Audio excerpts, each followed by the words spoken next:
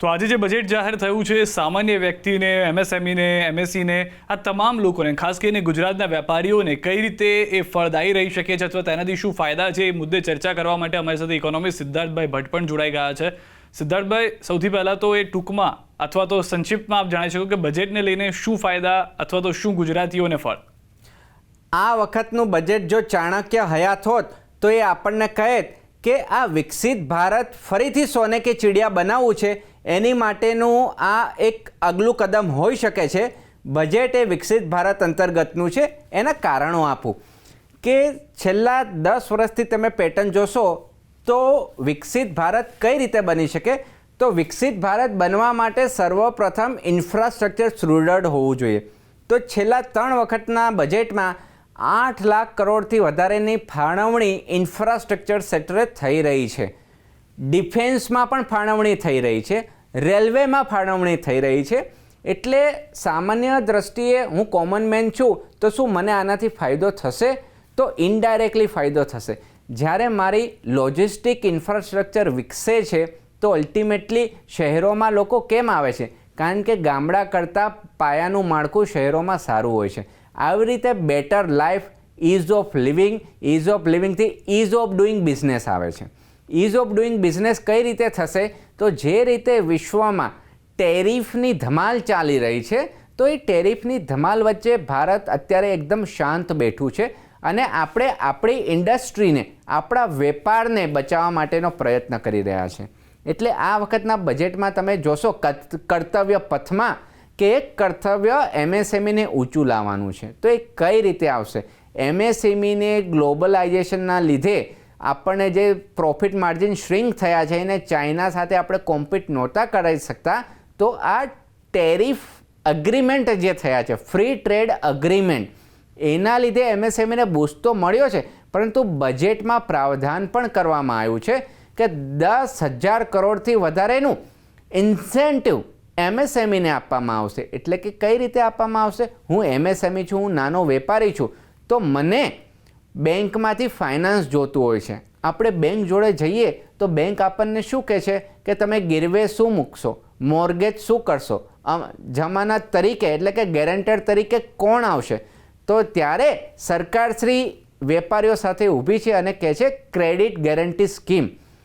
સરકાર credit guarantee scheme આપશે. એટલે કે ક્રેડિટની ગેરંટી આપણા વતી, વેપારીઓ વતી સરકાર ગેરંટી આપશે કે તમે લોન લો, બેંકને ગેરંટી અમે આપીએ છીએ. એટલે આ એક વેપારીઓ માટેની બાબતો થઈ. બીજી બાબતો આરોગ્યની આવે છે. બજેટમાં આરોગ્યનો પણ ઉલ્લેખ કરવામાં આવ્યો છે. અને જે રીતે સિદ્ધાર્થભાઈ આપણે જોઈએ છે તો ગામડાના અથવા તો ભારત જ્યારે 1990 પહેલાંનું હતું, આર્થિક ઉદારીકરણ પહેલાંનું, તો ત્યારના રોગ અને બીમારીઓ અલગ પ્રકારની હતી. હવેના જે શહેરી રોગ આવ્યા છે, લાઇફસ્ટાઇલ ડિસીઝ આવ્યા એટલે કે કેન્સર. તો એ જે કેન્સર છે તો એમાં તમે જોશો તો દવાઓમાં ઇમ્પોર્ટ જે કરીએ છીએ કેન્સરની, તો એમાં રાહત આપવામાં આવી છે. એટલે કે એમાં બેનિફિટ થયો છે. સાથે સાથે ડાયાબિટીસની ચર્ચા કરવામાં આવી. તો એવું કહેવાય છે કે વિશ્વમાં ડાયાબિટીસનું કેન્દ્ર બિંદુ હોય તો એ આપણો ભારત દેશ છે. તો એને અનુકૂળ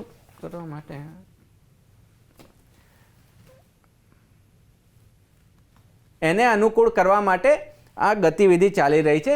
સાથે સાથે આયુર્વેદિકની આપણે જો વાત કરીએ તો બેક ટુ બેઝિક, વિકાસ ભી ઓર વિરાસત ભી. આમાં મારા ખેડૂતોને શું ફાયદો છે? તો દરેક ખેડૂત મિત્રોને કહેવું છે કે આ વખતના બજેટમાં ડાયરેક્ટ બેનિફિટ ટ્રાન્સફર એટલે કે 6,000ના હપ્તામાં કંઈ વધારો નથી કરવામાં આવ્યો, પરંતુ ખેડૂત મિત્રોએ હવે નવી ખેતી પદ્ધતિ અપનાવવી પડશે. અને જે રીતે આપણા ગુજરાતના ડાંગમાં આયુર્વેદિક ખેતી થાય છે, હિમાલયમાં થાય છે, નોર્થ ઇસ્ટમાં થાય છે અને આપણે દક્ષિણ ભારતમાં થાય છે. તો આયુર્વેદિકનું સેન્ટર જ્યારે જામનગર ખાતે બની રહ્યું હોય અને વર્લ્ડ હેલ્થ ઓર્ગેનાઇઝેશનના પ્રમુખશ્રી આવ્યા હતા ત્યારે શ્રી નરેન્દ્ર મોદીએ એમને તુલસી કાકાથી સંબોધન કર્યું હતું. એટલે કે તુલસી જડીબુટ્ટી. તો ખેતીવાડીમાં આયુર્વેદિક પેદાશોનું આપણે ઉત્પાદન કરશું તો એમાં આપણને મબલક આવકની શક્યતા રહેલી છે. સાથે સાથે કોઓપરેટિવનો પણ ઉલ્લેખ કર્યો. જ્યારથી કોઓપરેટિવ ડિપાર્ટમેન્ટ એક અલગ ખાતું બન્યું છે તો એમાં પણ નાણાંની ફાળવણી વધારે થઈ રહી છે. એટલે કોઓપરેટિવ, સખી મંડળીઓ અને સાથે સાથે સખી મંડળીની સાથે સાથે વાત કરીએ તો woman entrepreneurship, SHE, self help entrepreneur, એટલે કે શી વુમન એન્ટરપ્રિન્યોરશિપ ઉપર ઝુકાવ આપવામાં આવ્યો છે અને એની માટે જિલ્લા સ્તરે હોસ્ટેલ બનાવવાની પણ વાત કરવામાં આવી છે. ઠીક છે સિદ્ધાર્થભાઈ, બીજી એક વાત એ પણ છે કે હું તો આપણી પાસે પણ આવું છું. નયનભાઈ પણ અમારી સાથે જોડાઈ ગયા છે, તેઓ પણ ઇકોનોમિસ્ટ છે. નયનભાઈ, સ્વાગત છે આપનું. સૌથી પહેલાં સિદ્ધાર્થભાઈ સાથે મેં વાત કરતા તે પ્રમાણે આપની પાસેથી પણ એ જ જાણવું છે કે આ જે બજેટ છે એને કઈ રીતે આપ જોઈ રહ્યા છો, કારણ કે તેનો મિક્સ રિસ્પોન્સ આવ્યો. માર્કેટે તો કદાચ નકારી કાઢ્યું કારણ કે 1500 પોઈન્ટ માઇનસે બંધ થયું. એક ભારતના દ્રષ્ટિકોણથી, વેપારીના દ્રષ્ટિકોણથી, સામાન્ય વ્યક્તિના દ્રષ્ટિકોણથી શું જોઈ રહ્યા છો? એક તો એ કે આપણે જે બજેટના દિવસે માર્કેટનું નેગેટિવ રિએક્શન નવી નથી, કારણ કે આપણે લોકો પણ શું અત્યારે ચર્ચા કરીએ છીએ, પણ ખરેખર તો જે 2-3 કલાક રહીને આપણે બધી ફાઇન પ્રિન્ટ જોઈ લઈશું એટલે આજે 7-8 વાગ્યા પછી અથવા કાલે આની ચર્ચા આપણે વધારે વ્યવસ્થિત રીતે કરી શકીશું. પણ એક વાત એ કે આ બજેટમાં જે સારું લાગ્યું છે અને આ બજેટમાં જે માર્કેટમાં મારા ખ્યાલથી જે અત્યારે નેગેટિવ અસર છે પોઈન્ટની, 2-2.5% પડ્યું, બીજું બધું થયું, એમાં એક તો જે STT લગાડ્યો F&Oનો એની એક અસર હોઈ શકે મારા ખ્યાલથી મુખ્ય. અને ઘણી વાર એકદમ ની જર્ક રિએક્શન જે કહે છે ને, એકદમ જ બજેટ જોયા પછી તરત જ રિએક્શન આવે, એ ઓફન નેગેટિવ હોય છે. આપણા બધામાં નેગેટિવ બાયસ હોય છે એટલે આપણને પહેલાં નેગેટિવ પહેલાં દેખાઈ જતું હોય છે. પણ આની પોઝિટિવ ચીજો જોઈ લઈએ પછી નેગેટિવ પણ થોડી જોઈએ. તો પોઝિટિવ ચીજો એ છે કે અત્યારે આપણે ઓગસ્ટથી અમેરિકાએ આપણી ઉપર પેલા ટેરિફ લગાડ્યા 50%, આપણું લાર્જેસ્ટ ટ્રેડ પાર્ટનર, આપણું એક્સપોર્ટ અસરમાં આવ્યું. એ છતાં પણ આપણો GDP જે રેટ છે એ 7%ની આસપાસ ગઈકાલે જે ઇકોનોમિક સર્વે રજૂ થયો એમાં લગભગ કન્ફર્મ થયો. એટલે એ કે આપણે GSTમાં જે સુધારા કર્યા અને આપણી જે ડોમેસ્ટિક ડિમાન્ડ છે એ બધાના કારણે આપણે આ જીઓપોલિટિકલ પરિસ્થિતિ આજે આપણી આસપાસ જે વૈશ્વિક પરિસ્થિતિમાંથી એટલીસ્ટ એક મિનિમમ ડેમેજ સાથે બહાર આવી શક્યા. એના કારણે બજેટમાં પણ આપણે અમુક સારા પગલાં લીધા. એટલે એક એમ્પ્લોયમેન્ટ માટે હું ગણું છું કે જે 12 લાખ કરોડ રૂપિયા ઇન્ફ્રાસ્ટ્રક્ચરમાં ફાળવાયા છે, એટલે જેમ જૂના વર્ષોમાં તકલીફ હોય, દુકાળ હોય ત્યારે કૂવા ખોદાતા, એવી રીતે તળાવ ખોદાતા, એ રીતે અત્યારે પણ ઇન્ફ્રાસ્ટ્રક્ચર પ્રોજેક્ટ એટલા માટે કરવામાં આવે છે કે ઇન્ફ્રાસ્ટ્રક્ચરથી ઇકોનોમીને ગતિ મળે પણ એ સાથે સાથે લોકોને એમ્પ્લોયમેન્ટ પણ મળે. એટલે નાના નાના લોકોને એમ્પ્લોયમેન્ટથી માંડીને રેતી, કપચી, સિમેન્ટ, સ્ટીલ બધાની ડિમાન્ડ નીકળે. મધર ઓફ ઓલ ઇન્ડસ્ટ્રીઝ કહે છે. એટલે આપણે જે ઇન્ફ્રાસ્ટ્રક્ચરમાં પૈસા ખર્ચીશું, જેમાં રેલ, રોડ, પાવર પ્રોજેક્ટ્સ, બીજા બધા ઇન્ફ્રાસ્ટ્રક્ચરના જે પ્રોજેક્ટ્સ લેવામાં આવશે હાથમાં, એના ખ્યાલથી એના કારણે હું માનું છું કે એમ્પ્લોયમેન્ટમાં અસર પડશે. બીજું જે SME ઉદ્યોગ છે આપણું, જે સૌથી વધારે કદાચ આ એક્સપોર્ટમાં ડાયરેક્ટ ઇનડાયરેક્ટ SME ઉદ્યોગ અસરમાં આવે છે. એટલે એના માટે જે આપણે વ્યવસ્થા કરવાની છે એમાં મારે ખ્યાલથી થોડું કર્યું છે પણ હજુ ઘણું વધારે કરવાનું છે. એટલે આપણે ત્યાં સુરતમાં ડાયમંડ અને ગુજરાતનો ટેક્સટાઇલ ઉદ્યોગ, એ બંને, કારણ કે આ બંનેનું મેજર એક્સપોર્ટ અમેરિકા હતું, બંને ઓગસ્ટથી ખોરવાયા છે.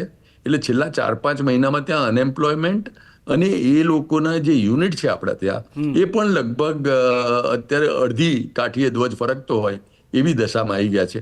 એ લોકોને આપણે મદદ કરવી પડશે. એટલે આ ઉપરાંત મારા ખ્યાલથી એ લોકો એમ્પ્લોયમેન્ટ ટકાવી રાખી શકે એના માટે કંઈક શું યોજનાઓ કરીએ, અને આ યોજનામાંથી જ ક્યાંક તો એવી કઈ વ્યવસ્થા કરીએ કે જેથી જે લોકો ડાયમંડના પહેલ પાડી શકતા હોય એ કાલે ઉઠીને રિક્ષાઓ ના ચલાવવા માંડે. કારણ કે જેવી 6-7-8 મહિના નોકરીઓ ખોરવાય કે જેમ જૂના ટેક્સટાઇલના ટાઈમમાં આપણા ટેક્સટાઇલ જે સ્કિલ્ડ વર્કર્સ છે એ રિક્ષાઓ ચલાવવા માંડતા અને બીજા બધા કામો કરવા માંડતા પરચુરણ, એમ હાઈ સ્કિલમાંથી આવા સમયે લોકો લો સ્કિલમાં ના જતા રહે. અને આપણે જ્યારે કાલે ડિમાન્ડ, ધારો કે યુરોપિયન યુનિયન જોડે આપણે સાઇન કર્યું છે, પણ એમાં મેઇન એનો લાંબો સમયગાળો છે કારણ કે એ 27 દેશોનો સમૂહ છે. એ લોકોએ બધાને પોતાના પાર્લિયામેન્ટમાં જવું પડશે, એટલે એની અસર ખરેખર આવતા લગભગ એપ્રિલથી જૂન 2027 થશે. એટલે યુરોપિયન યુનિયન પર આપણે અસર નહીં રખાય, પણ આજુબાજુના બીજા દેશો જોડે કેવી રીતે આપણે ફ્રી ટ્રેડ એગ્રીમેન્ટ જલ્દીમાં જલ્દી કરી લઈએ. આની અસર આવે ત્યાં સુધી આપણે 1-1.5 વર્ષ હજુ આપણા MSME ને ટકાઈ રાખવાનો છે. એના માટે આપણે જે એક આ તો વ્યવસ્થા કરી છે લોનની, એ કરવી જોઈએ. અને એ ખરેખર નીચેમાં નીચે નાનામાં નાના MSME ને કેવી રીતે મળે. ઘણા મારા MSME ના મિત્રો કમ્પ્લેન કરે છે કે આ યોજનાઓ સરકાર દ્વારા દેખાય છે ખરી પેપર ઉપર, પણ હું જ્યારે લેવા જાઉં છું ને ત્યારે બેંક વાળા મને 70 રીતે આગુ પાછું કરે છે અને પૈસા ધાર્યા મને જોઈએ ત્યારે મળતા નથી. એટલે ક્રેડિટ ગેરંટી જો સરકારની હોય તો MSME દ્વારા એ પ્રાપ્ત થાય. અને આપણી બેંકોના માટે એક ઓલમોસ્ટ ડિફોલ્ટમાં એમણે MSME ને કેટલું લેન્ડિંગ કર્યું અને કોઈ મહિને એમણે ના કર્યું હોય તો એને જવાબ આપવો પડે, એવી કંઈક વ્યવસ્થા નાણાકીય ગોઠવવી પડશે, જેથી આ સ્કીમ્સ જે છે એ આપણી સરકારની જે ઇન્ટેન્શન છે, જે પેપર ઉપર છે, એ જ આપણને નીચે મળે. કોઈ MSME વાળો એવો ના મળે જે મને કે તમને કે આપણા પ્રોગ્રામમાં કે આપણા દર્શકોમાં હોય જે કહે કે ભાઈ આ યોજના છે પણ મને જ્યારે જોઈતા હતા ત્યારે પૈસા ના મળ્યા. એટલે એ એક બીજું આ બજેટનો પ્રશ્ન નથી, પણ બજેટના ઇમ્પ્લિમેન્ટેશનનો પ્રશ્ન ક્યારે ઉઠીને કાલે આવશે. એના ઉપરાંત હું ગણું છું એજ્યુકેશન સેક્ટરમાં આપણે કંઈ કરવાની જરૂર છે. હમણાં હું વાંચતો હતો તો આપણી એજ્યુકેશન સેક્ટરમાં એન્જિનિયરિંગની જે સીટ છે એમાં માંડ 5% ભરાઈ છે. 95% એન્જિનિયરિંગ કેપેસિટી આપણે ત્યાં અત્યારે ભરાતી નથી.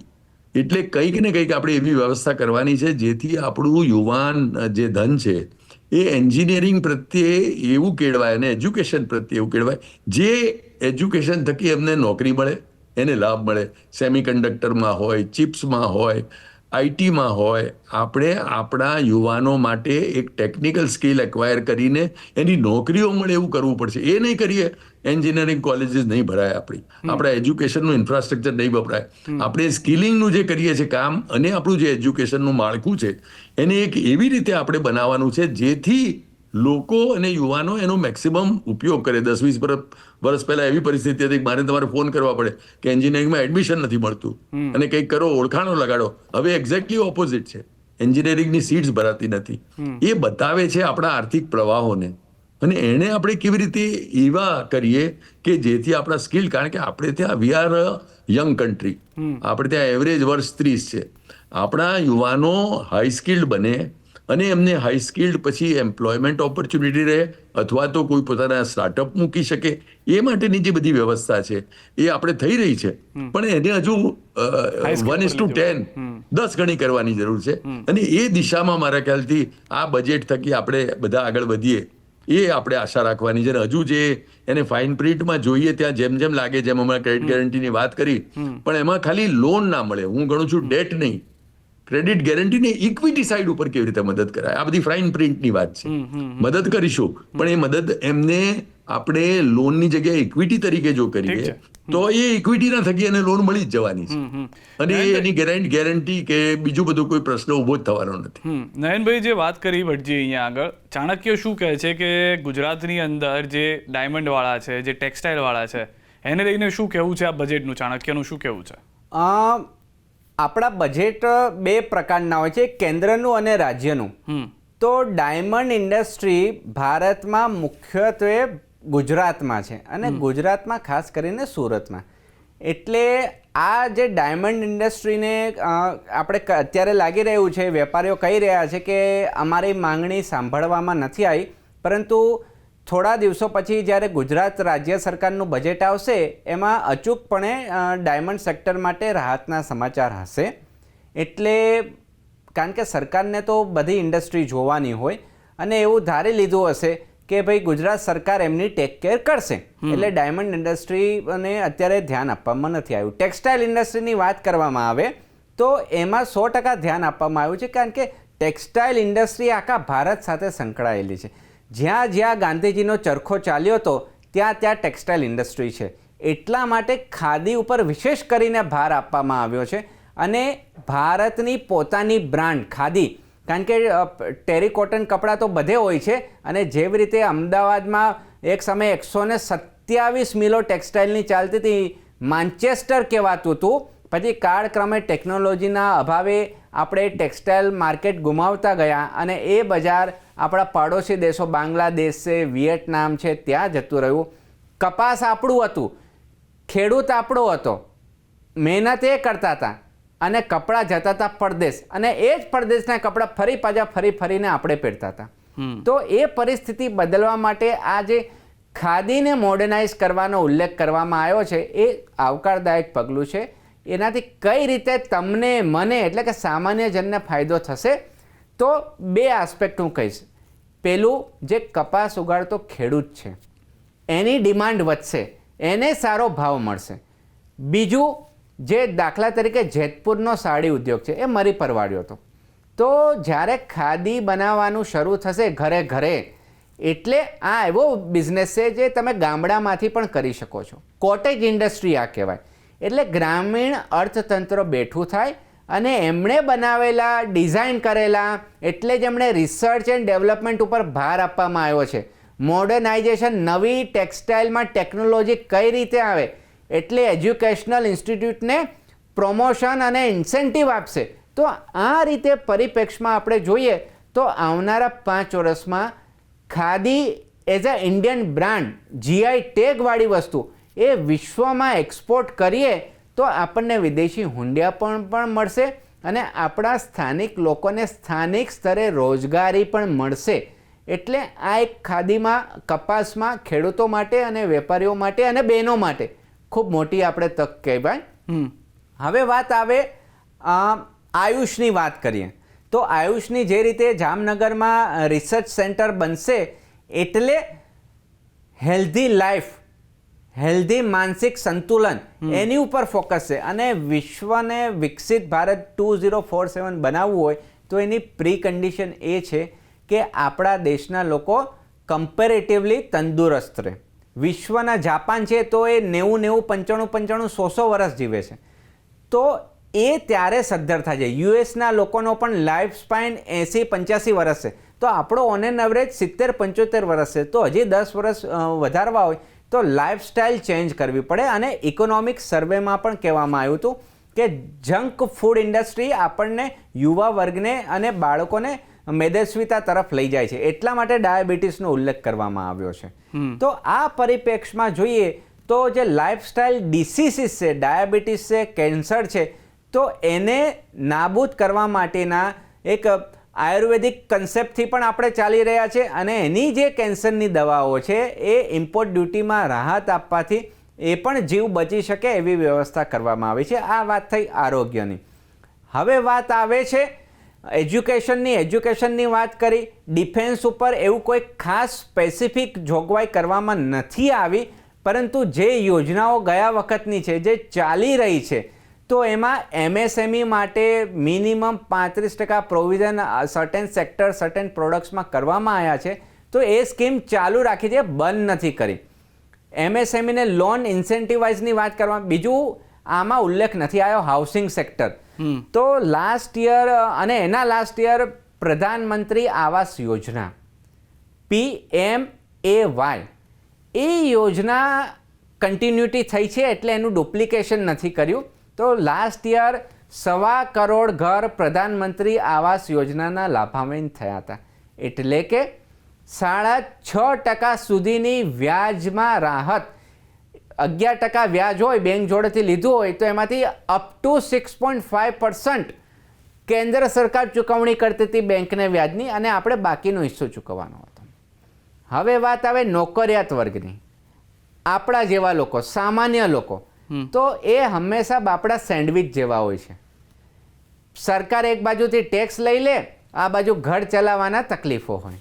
જે ઇન્કમ ડેસ્પરેટી છે, તો આ વખતના બજેટમાં તમે જોશો તો ગ્રામીણ અર્થતંત્ર ઉપર વધારે ફોકસ આપવામાં આવ્યો છે, કારણ કે ક્યાંક ને ક્યાંક સરકારના પણ ધ્યાનમાં આવ્યું હશે કે આવકની અસમાનતા વધી રહી છે. પણ નોકરિયાત વર્ગને રાહત મળી નથી, એટલે નોકરિયાત વર્ગ નાખુશ થયો છે. કઈ રીતે રાહત આપી શકે?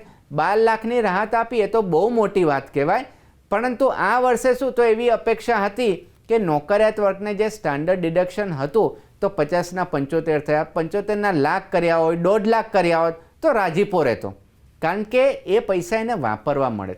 એ પૈસા વાપરવા મળે કારણ કે આ નોકરિયાત વર્ગને તકલીફ શું છે કે ધંધાદારી હોય ને તો એ નફો નુકસાન ખર્ચો પાડી શકે ચોપડામાં, નોકરિયાત વર્ગનો ચોપડો હોતો જ નથી. એને તો જે બેંકમાં પગાર આવ્યો સીધો એનો ટેક્સ ભરી દેવાનો.